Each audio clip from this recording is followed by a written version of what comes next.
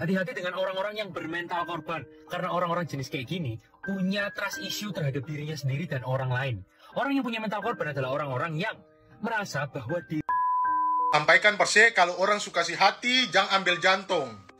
Orang di luar sana bukan macam saya saja, saya bilang saya itu yang tersakiti, saya yang paling susah, banyak di luar sana. Bahkan saya bisa makan tinggal di kolong jembatan. Suka sifat pribadinya seperti si FA ini, yang mungkin menurut saya dia punya masalah histrionic personality. Orang seperti ini tuh susah banget buat dideteksi untuk masalah kepribadiannya, karena dia akan menunjukkan karena di kos itu memang kayak gak ada kehidupan banget, bakal pulang kayak gak ada kehidupan, bingung mau cerita sama siapa gitu kan. Dokter Richard, kesepian dia dok di kosan. Gak di kosan, gak di sekolah, gak ada yang mau kawan sama dia. Udah tahu anaknya gak bisa sepi, kenapa ditaruh di kos sih dok? Kenapa gak di lapas? Jangankan teman ngobrol sama teman makan dok, mandi aja penuh kebersamaan.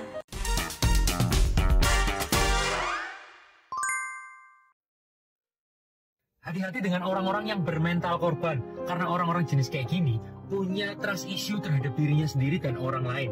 Orang yang punya mental korban adalah orang-orang yang merasa bahwa dirinya dijauhi oleh orang lain, dirinya merasa nggak disukai orang lain, dirinya selalu blaming atau selalu menyalahkan lingkungan sekitarnya, sehingga dirinya nggak mau berkembang dan dirinya selalu berlaku membangkang dalam segala situasi. Dan dirinya pun juga selalu menyusahkan orang lain, nggak mau berusaha untuk berkontribusi di lingkungannya. Karena dirinya merasa bahwa dirinya adalah korban, buat apa sebagai korban kok harus berkontribusi.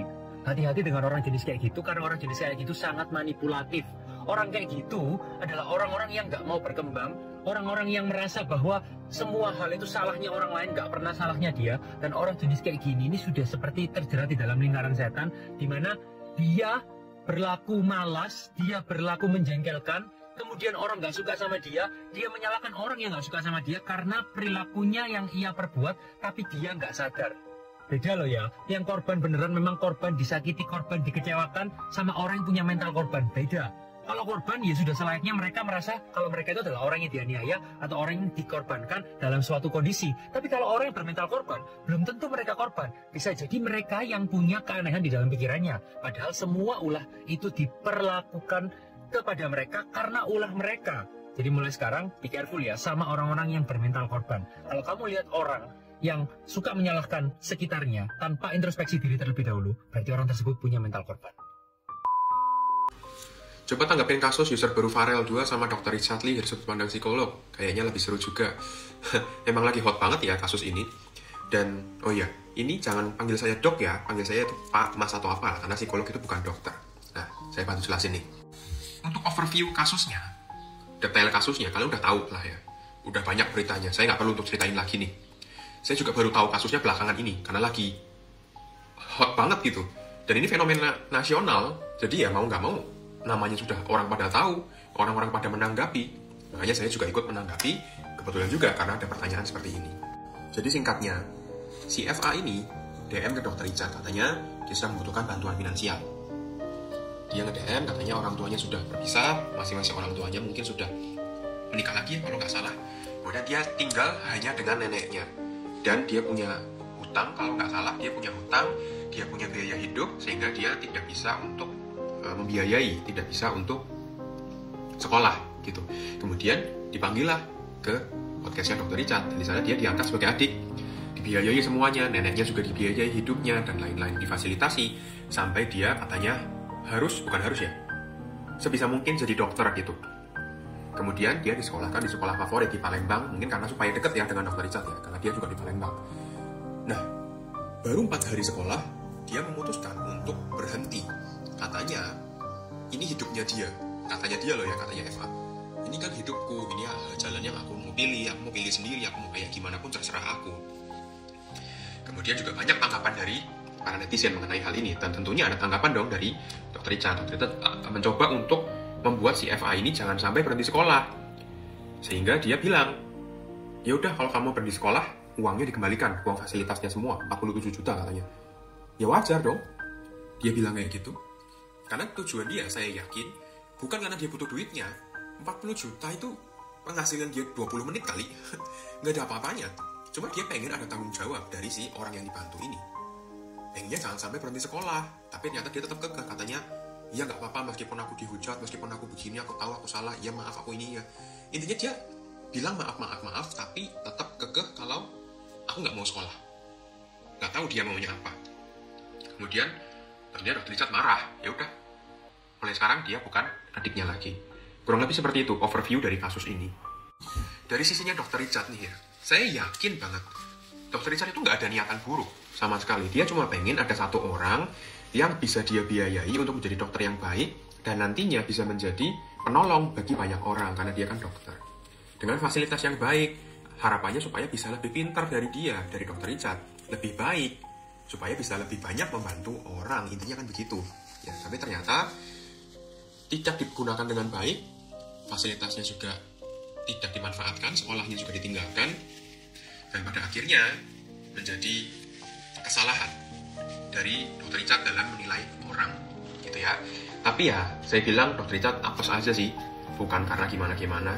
Saya bilang apes aja karena mungkin orang yang seperti ini, yang seperti si FA ini emang agak susah untuk dideteksi, dok. Karena menurut saya, ini dari sisi pandangannya tentang si FA ya sekarang ya.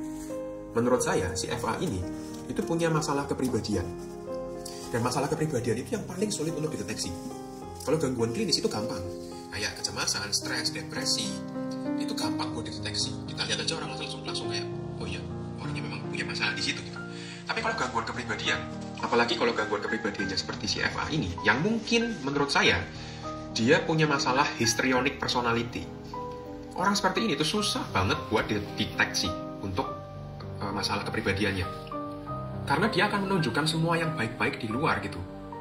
Tapi, kalau memang kita orang yang belajar ya mengenai gangguan kepribadian ini, itu akan gampang banget untuk spot the difference dibandingkan orang pada umumnya. Ya, pertama-tama gini, dari sisinya si FA, kalau kalian perhatikan, si FA ini sangat-sangat dramatis. Dramatis banget orangnya. Dia ngontenin semua yang dia dapatkan dari Dr. Richard, ya kan. Kesannya kayak, aku diangkat derajatnya. Kesannya kan kayak gitu dari TikTok yang kita lihat sama-sama di TikToknya dia. Kemudian, dia sudah mendapatkan tanggapan yang dia inginkan di TikTok. Kemudian selama beberapa saat, kok kayaknya tanggapannya mulai berkurang gitu ya. Nah, kemudian dia buat drama lagi. Intinya orang-orang histrionik itu selalu dramatis deh. Kalian perhatikan aja. Selalu dramatis. Kemudian dia ini suka banget untuk menjadi pusat perhatian dari apapun. Di sekolah, mungkin di sekolah baru ini dia nggak mendapatkan perhatian yang dia inginkan. Sehingga dia merasa kena mental. Katanya seperti itu. Ya. Padahal kalau yang namanya kena mental, harusnya ya cukup pindah sekolah aja sih gitu. Ya kan?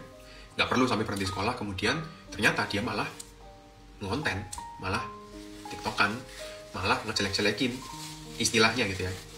Karena orang dengan gangguan histrionik seperti ini itu suka banget memberikan impresi atau speech yang fake. Yang fake itu bukan palsu ya, bukan fake palsu, tapi fake itu ambigu gitu. Supaya orang lain itu ngambil esensinya itu bermacam-macam.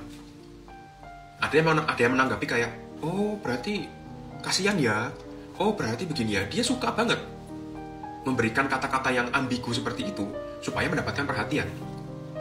Dia kan sering banget tuh di VT-nya dia, aku disuruh untuk kembaliin 47 juta terus sambil nangis gitu ya. Aku kok begini, jadi kesannya kayak dia ini korban gitu ya, kesannya. Ya itu yang dia suka itu seperti itu, yang orang yang punya masalah kepribadian histrionik emang seperti itu. Dan dia juga, biasanya orang histrionik ini selalu punya satu orang yang bisa dia percaya. Dalam kasus ini mungkin neneknya ya, karena dia cuma punya satu-satunya cuma itu. Orang ini harus orang yang bisa menerima semua kebohongan yang dia buat, semua cerita yang dia berikan, dipercaya terus gitu. Neneknya kemungkinan besar ya, makanya dia sangat sayang banget dengan neneknya. Dan dia selalu nenek gitu kan, kemungkinan karena itu. Dan yang ini yang saya sayangkan ya, dia sudah berperilaku seperti ini. Dia memang menginginkan stage, menginginkan spotlight gitu ya, karena dia suka jadi center of attention.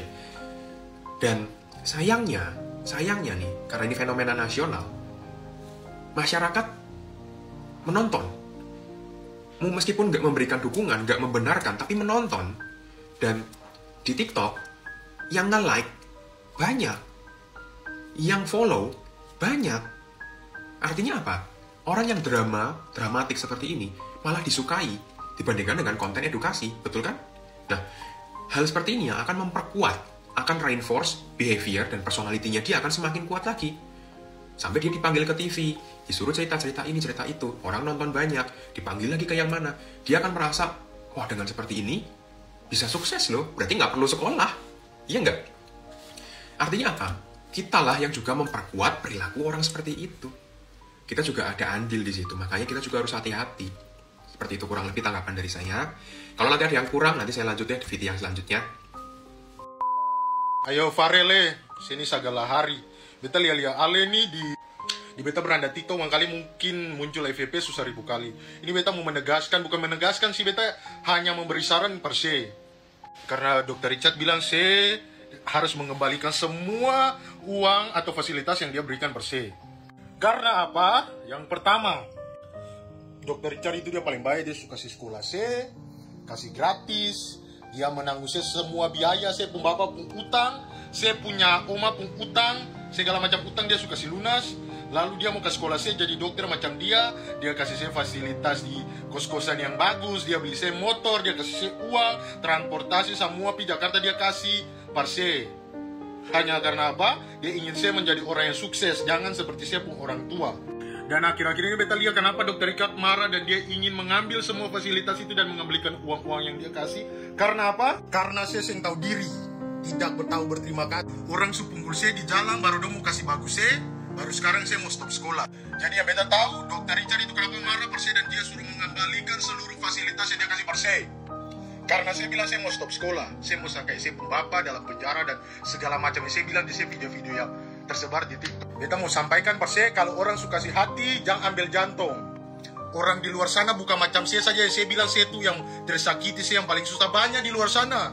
Bahkan saya bisa makan tinggal di kolong jembatan.